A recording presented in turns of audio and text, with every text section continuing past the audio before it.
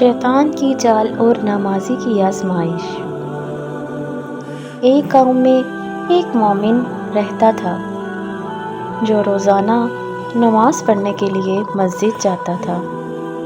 ایک دن وہ وضو کر کے جب نماز پڑھنے کے لیے نکلا لگا تو راستے میں اچانک زمین پر ایک پتھر پر پاؤں پھسل گیا اور اس کے کپڑے گندے ہو گئے۔ نمازی نے سوچا مجھے پہلے کپڑے بدلنے چاہیے۔ وہ گھر واپس گیا، نئے کپڑے پہنے اور دوبارہ مسجد کی طرف روانہ ہوا۔ لیکن جب وہ راستے میں جا رہا تھا تو ایک بار پھر اس کا پاؤں پھسل گیا اور اس کے نئے کپڑے پھر سے گندے ہو گئے۔ اب وہ مایوس ہوا اور دل میں کہنے لگا کہ وہ اب کس طرح نماز پڑھے گا۔ اس نے ایک بار پھر گھر سے جا کر نئے کپڑے بدلے۔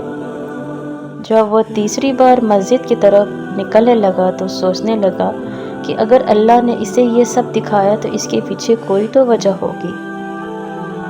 راستے میں اچانک اسے ایک شخص نظر آیا جو ایک چمکتا ہوا چراغ پکڑے ہوا تھا۔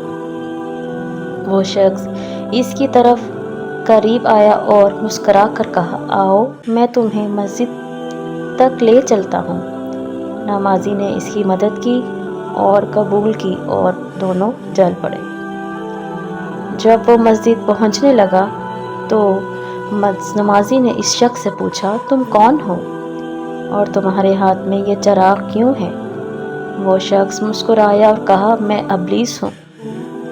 نمازی نے حیرت سے کہا، تم تو ابلیس ہو، پھر تم نے میری مدد کیوں کی؟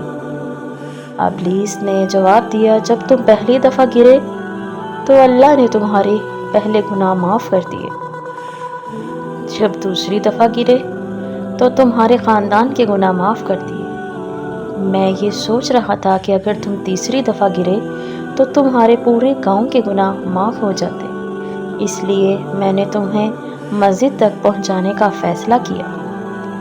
نمازی نے ابلیس کی باتیں سن کر اللہ کی رحمت اور بخشش کا شکر ادا کیا۔ اس نے ابلیس سے کہا، ابلیس تم چاہو یا نہ چاہو میں ہمیشہ اپنے رب کی طرف لوٹوں گا، تمہاری چالاکیوں سے مجھے ڈر نہیں لگتا۔ اس واقعے کے بعد نمازی نے اپنی زندگی میں مزید عبادت کرنے کا عزم کیا اور حال میں اللہ کی رحمت پر بھروسہ کیا۔